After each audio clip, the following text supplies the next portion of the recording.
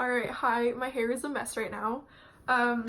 So impulse recording because Rami and Laura have been posting so many videos this summer and I've done nothing for BookTube, so here I am filming a video. So I asked you guys to send me questions like in April and I haven't made a video for those questions. I will put these questions in a hat and I will pick them out.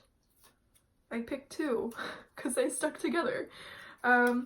What are some topics or themes you would like to see explored more in fiction? I've said this before, but like racism against Asians and colorism against Asians and seeing perspectives from people who aren't Asian and people who are Asian. Yeah, so basically I just want Asian topics to be explored more.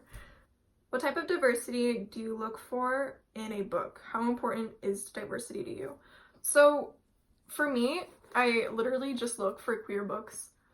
Yeah, and like this year I've been focusing more on Asian books. So like if it's queer or Asian, and it's bonus if it's both, which is not a lot, but yeah, if it's queer or Asian, I usually have that in my like to read list. Diversity is obviously very important to me. Like I'm really tired of cis-het, able-bodied white people stories. Okay, what book made you laugh a lot? Which book made you cry a river? So I don't have it right now because it's on my apartment, but Starfish made me cry a lot. I had to like put the book down to sob, and it wasn't even just like crying, it was like genuine sobbing. Like I remember crying so much that like my whole trash can was just full of tissues, and like I sent my friend Rhea a picture of it and she was like, bro, what are you doing? And I was like, I don't know, I'm just crying so much. And like I want Starfish to be my first like booktube book review. I tried filming, but I just like, it was just a video of me sobbing, so I still want to make that video, but I don't know. That just gives you an example about how much that book made me cry. A book that made me laugh a lot? There's not a lot of okay, when I read this, my first thought was literally just like shoot around. It's a comic on Webtoons. I just remember laughing so much I literally could not breathe. It's such a great book. There's a lot of representation in that webcomic too. There's a lot of queer people, there's a trans character, and there's multiple queer couples and multiple different ethnicities. Okay, read with the dust jacket on or off the book. I don't know why I paused, sorry. So I usually have the dust jacket on when I read books, but something as big as Priory, I couldn't like, the book is just so big, I didn't want to mess up the dust jacket. But also, I don't know if you guys have the, I'll give you the sun, but the material for this dust jacket is really like thin and papery.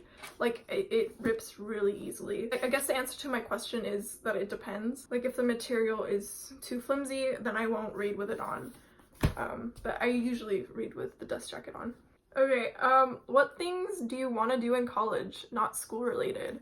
So I want to join my school's film club. There's 2 film clubs at San Francisco State University.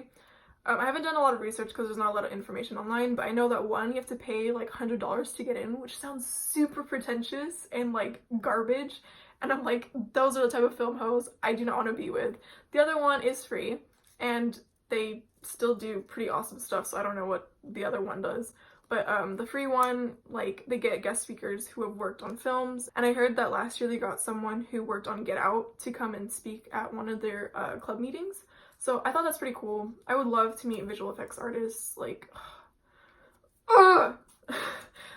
sometimes I just regret not being in the film industry.